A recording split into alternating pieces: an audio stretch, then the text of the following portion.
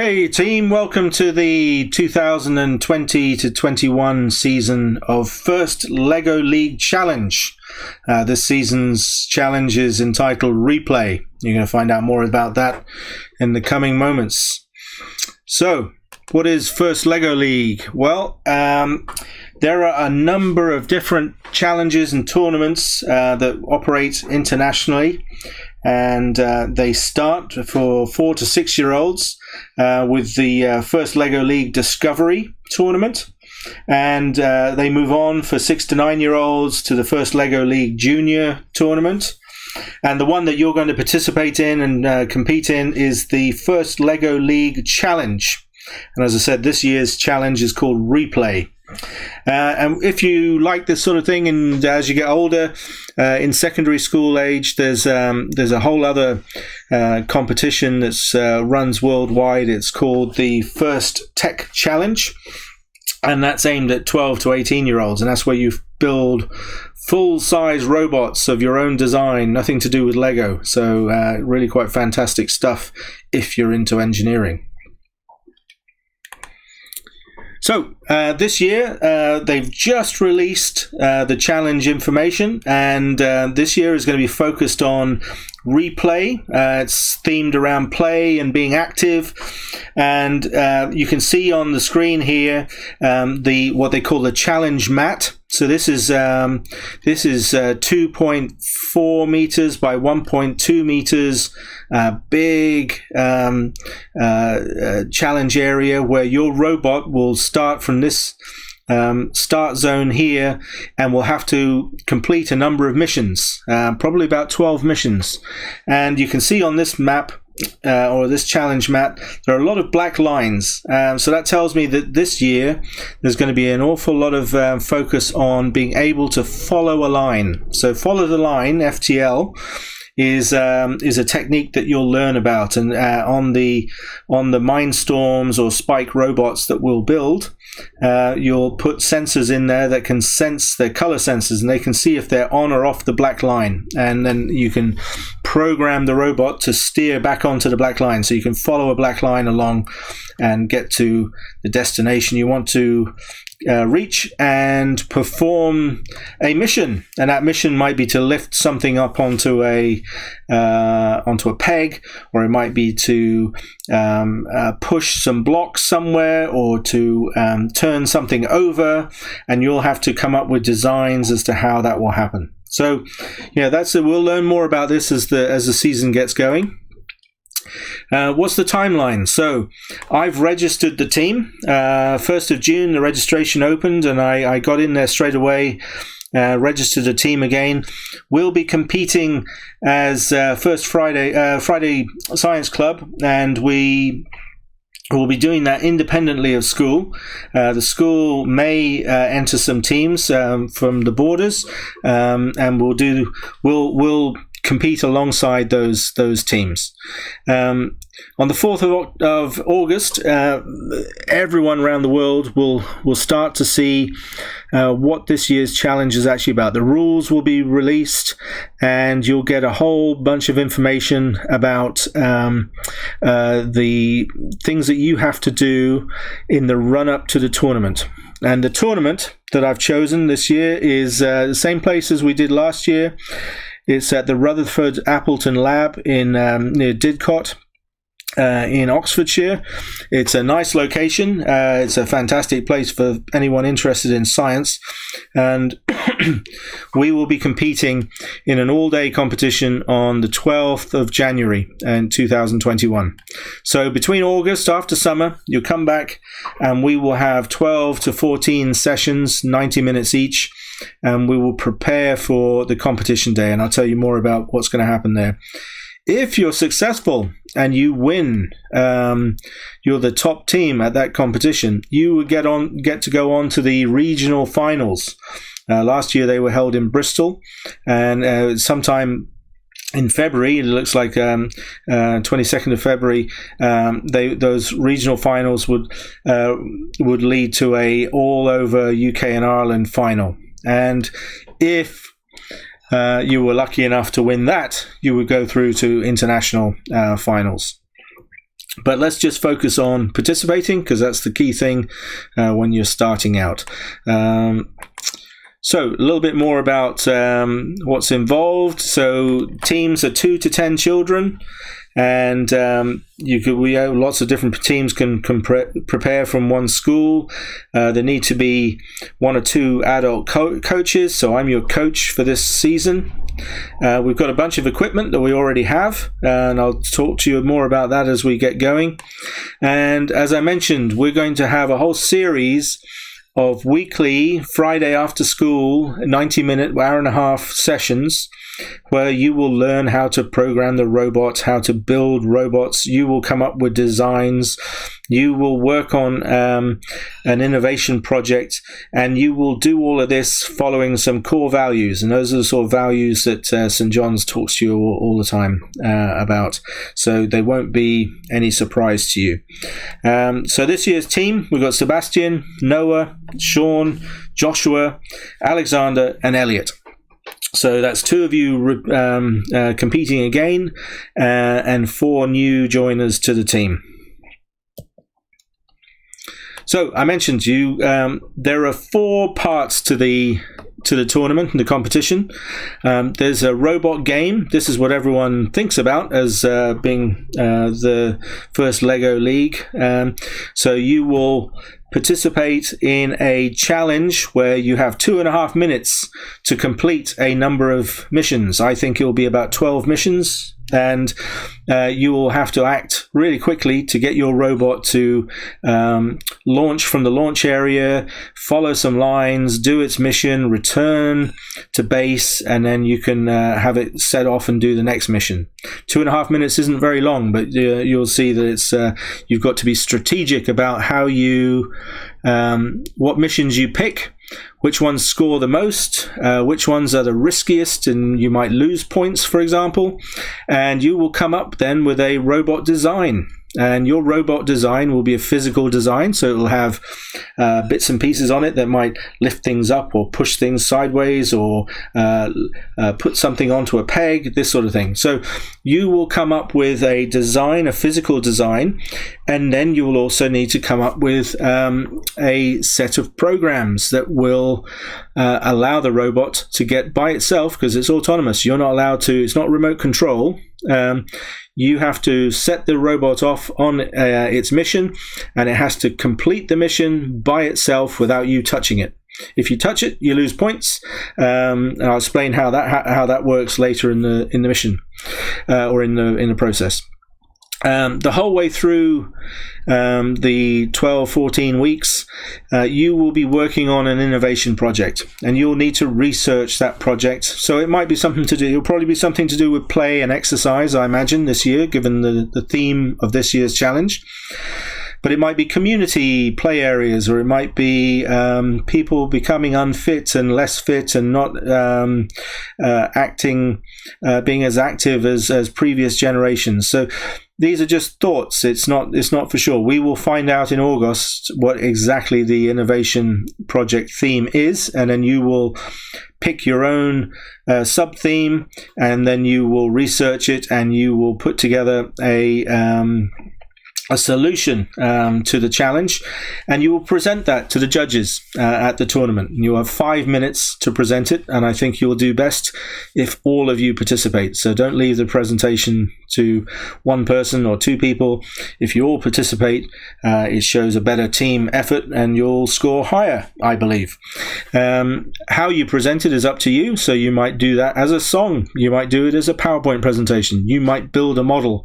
You might have drawings that you walk people through. But the main thing is that you come up with your idea, your solution to the challenge, research it, talk to other people, tell them about your solution, get their feedback, and then maybe modify your solution based on their feedback, and you get to talk through all of that in just 5 minutes. So it's not very long.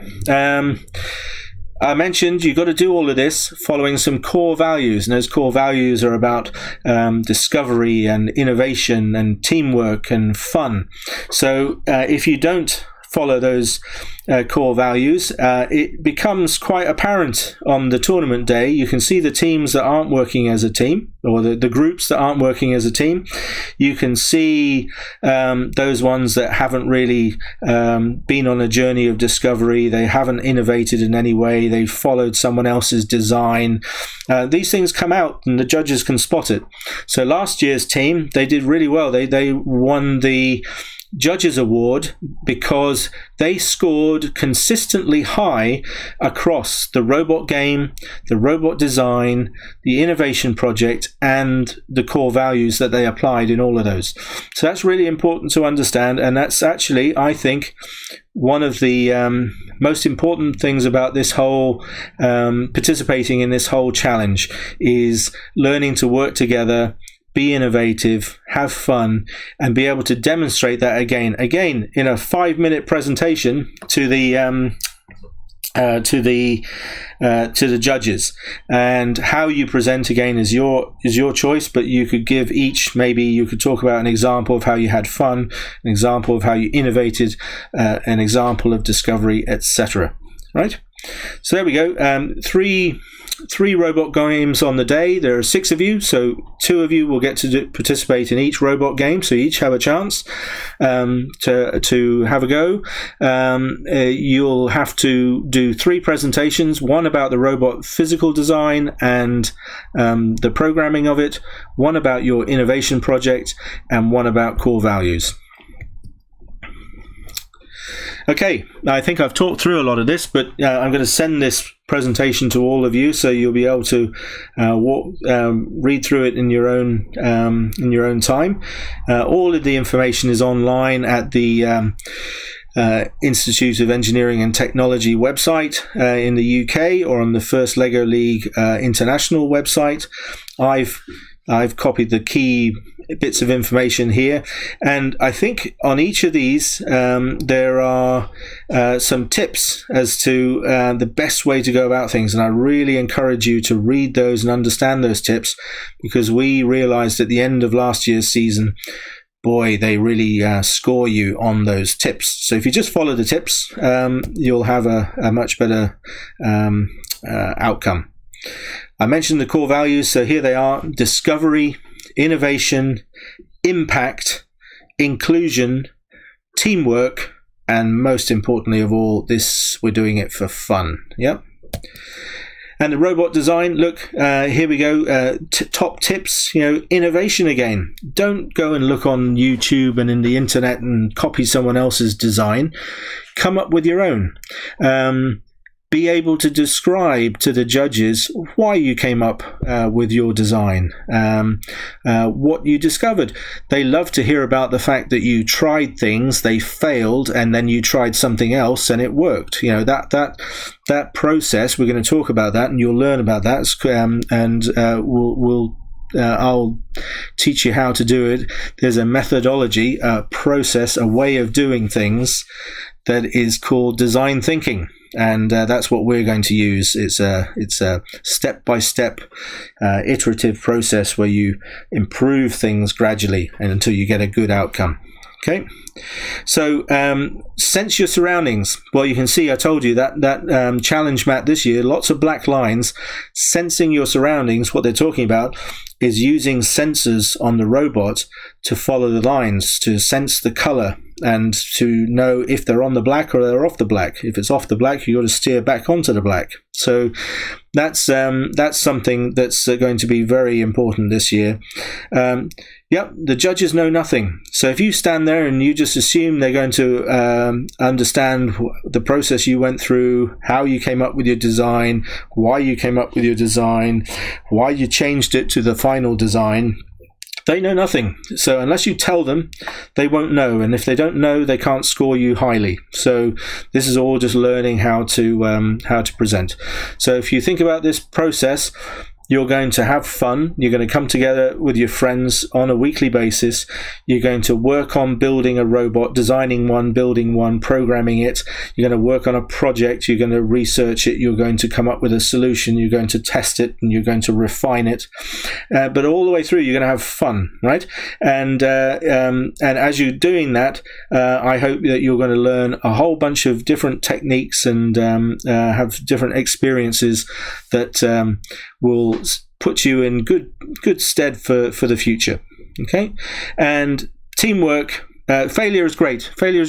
What that means is testing. You try something, it doesn't work, it's not the end of the world. You try something else, okay, and you keep doing that. That's how people design products, and they go over and over and testing. The other thing is, how many times have you bought something and it hasn't worked, or the instructions said it will work this way and it doesn't work that way? Well, they haven't tested it well enough. So that's really frustrating. So you're going to test a lot, and you're going to fail sometimes, maybe quite a lot at first and less as you go on, but you're going to learn from it. If you don't learn from it, if you don't learn from your mistakes and you don't correct them, well, that's not going to be a very good outcome. But they want to know that you did try things, and they don't mind that not everything you tried worked. Okay, that's the point there. Now, teamwork. Teamwork makes the dream work. So, that's self-explanatory. So work together as a team, support each other. If someone doesn't get it, you help them. You don't mock them.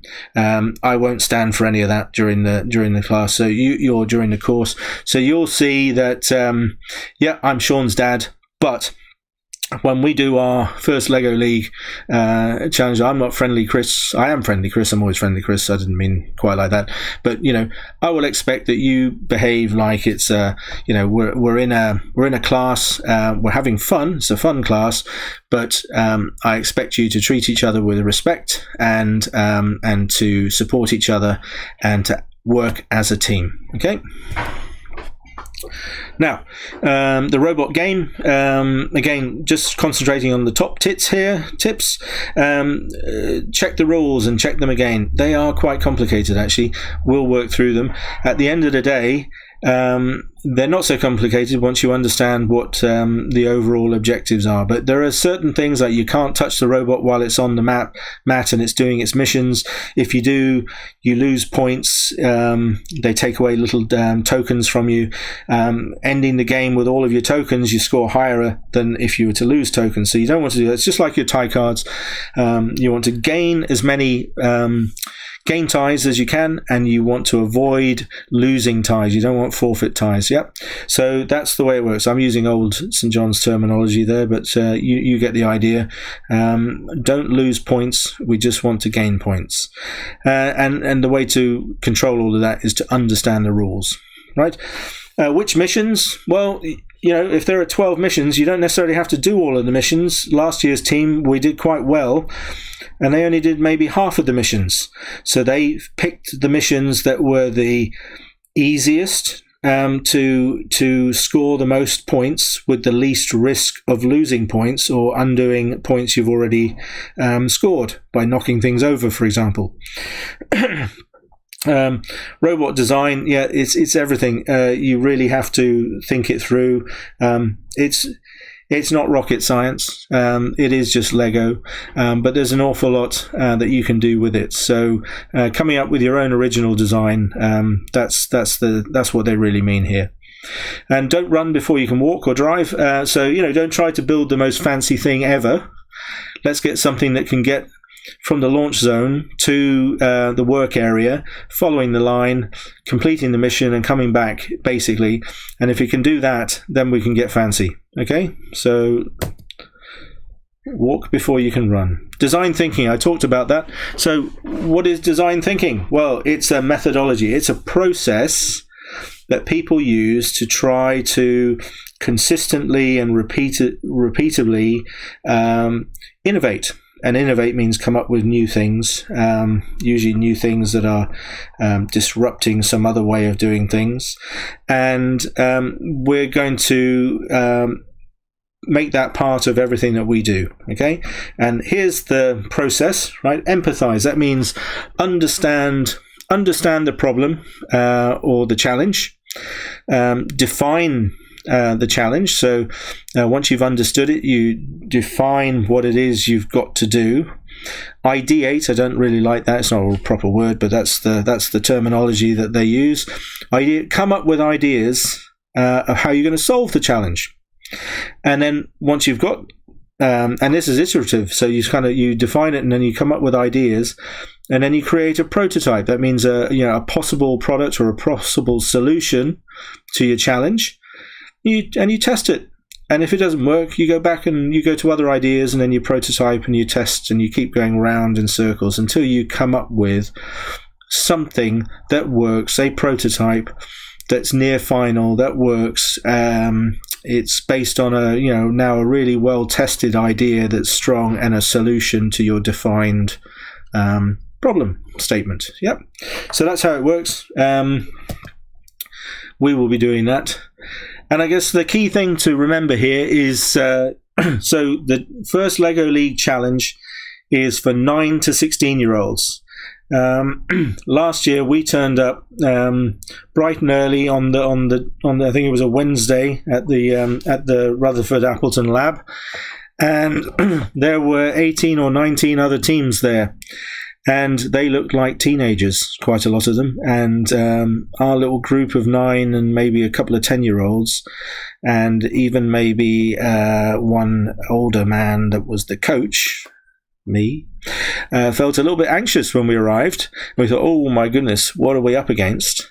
But the reality is, by focusing on what we'd designed and learned and decided to do, and following our strategy that we'd come up with, and the team came up with the strategy. I helped guide that, but you'll come up with your own strategy. Strategy just means how are we going to do things. How are we going to get to the outcome that we want. So we decided things like, as I mentioned already, that we weren't going to do all of the missions. We were just going to do the high scoring ones that were easier for us to complete with the robot that we were able to design. Yeah. So, but the end result was they won the Judges Award. That was the second highest award at the event. And that's pretty amazing. And they won it because the team was the most consistent across all of the judging areas. And when I saw the scorecards afterwards, it was true. They had really consistently high marks across them all. They didn't have the best marks. There was a team that had better marks, and they probably had a better robot, and I think they were a bunch of teenagers. But our team had great marks across the board. Now, the other thing to remember is that in all of this, because you're taking part in a fairly long, you're committing to 12 to 14 weeks every week coming to work on First LEGO League. That counts as a project, and there are these awards that are recognized by industry and recognized by senior schools and universities, UCAS and things like that. They're called CREST Awards, and I'm not sure if we'll be able to go for a silver one, but certainly you'll be able to go for a bronze award. And these are things that will go down as an out-of-school activity, an award that will really be very positive on your CV, on your curriculum vitae, your history of your achievements in life. Yeah, and so you're starting to build your CVs now.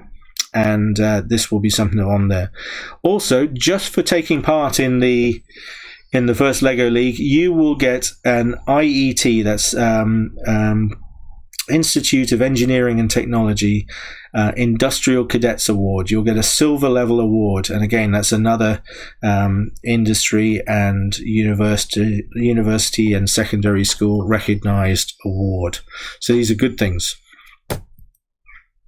Okay, so I'll just leave you with a last view of the challenge mat. Yeah, so this is called the launch area here, this quarter circle. Yeah, and you will launch your robot from in here, and once it enters the the challenge mat area, the active area out here, you have to leave it alone and it will conduct its missions. And we'll find out what those missions are in August, and we'll work through them quickly. And another thing we learned from last year is we'll start the innovation project from the very beginning, so you can start researching and talking to people and coming up with ideas, and it's not a mad rush at the end. So this is a learning experience for everyone. Last year was a learning experience for me as a coach, and I'm looking forward to working with all of you this season. So thanks very much, everyone,